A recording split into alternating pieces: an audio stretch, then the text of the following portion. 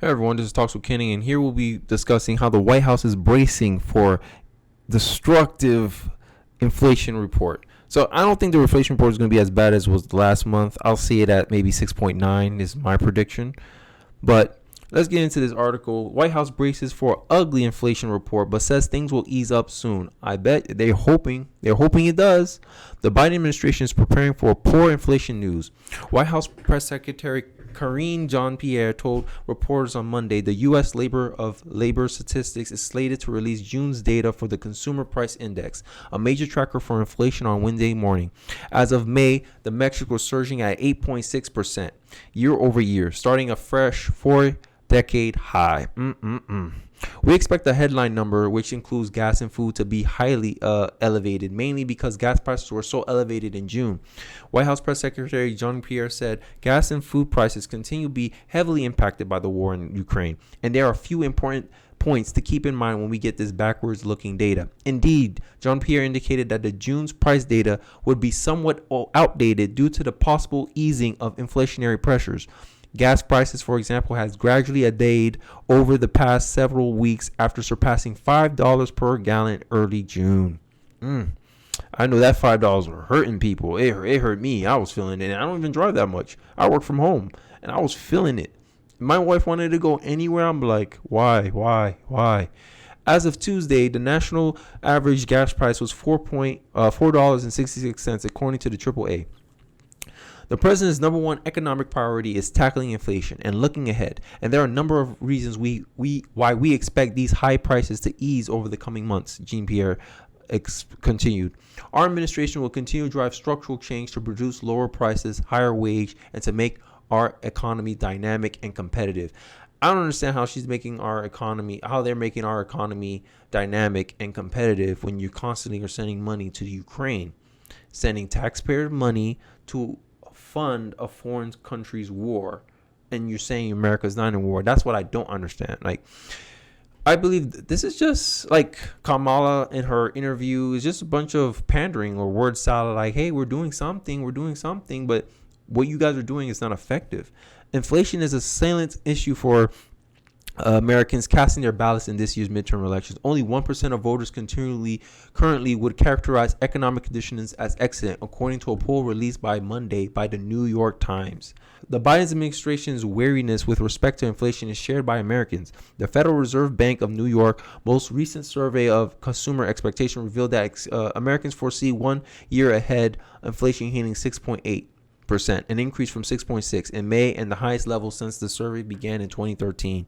Yet, medium-term expectations somewhat diminished, with inflation expectations for the next 3 years falling from 3.9 to 3.6%, maybe because by that time Biden will be out of office.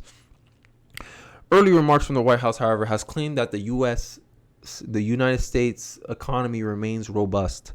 What I'm trying to say to you is that the economy is in a better position than it has been historically.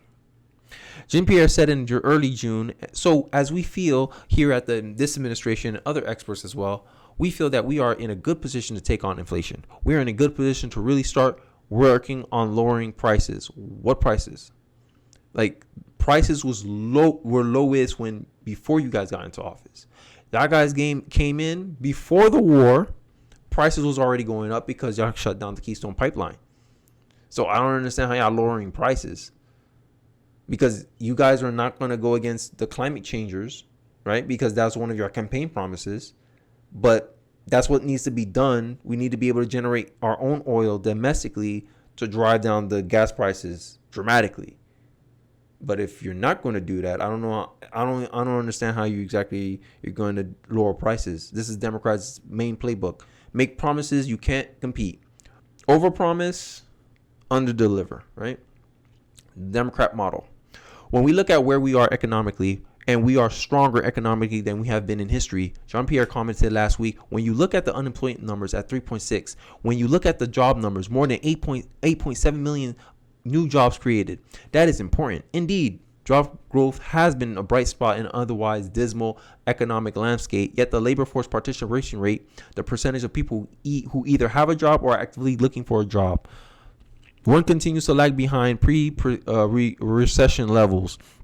Heritage Foundation research fellow and former U.S. Joint Economic Committee senior economics, that's a long name, Rachel Gazeller, recently told the Daily Wire that the phenomenon has caused massive struggles for employers and is directly contributing to inflation, as employers have to pay workers more to do the exact same work they were doing before.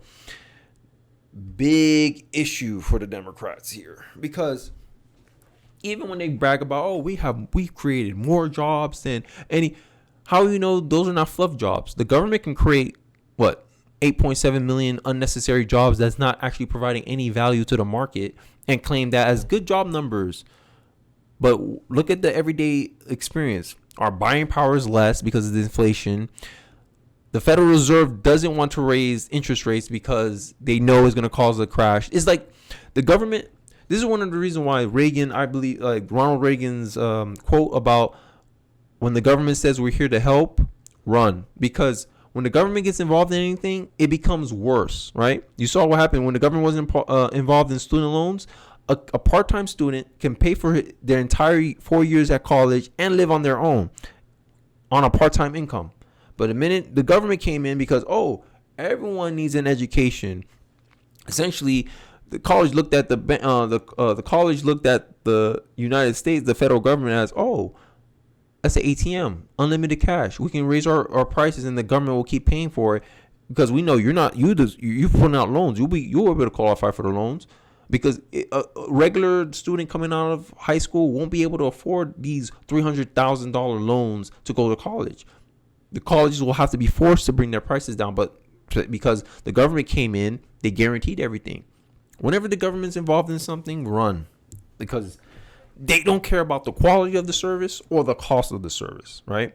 The Democrats don't have the solution because their solution is more government being involved more, and they're just going to make a inefficient product, wasting resources. They passed the stimulus checks. You see how that went.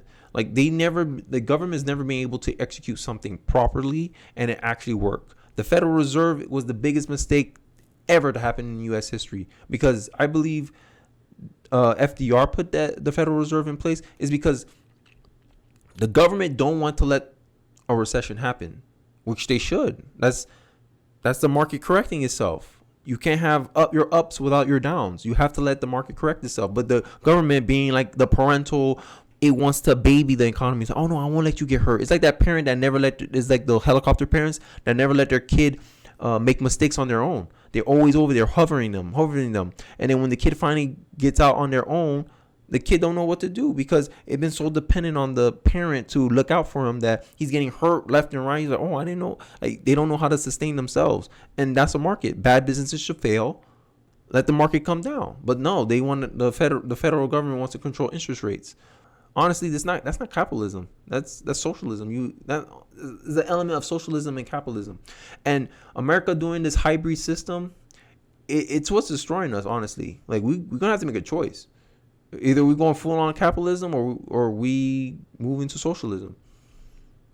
Well, you guys let me know what you think in the comment section below. Like, share, and subscribe, and I'll see you in the next one. Peace.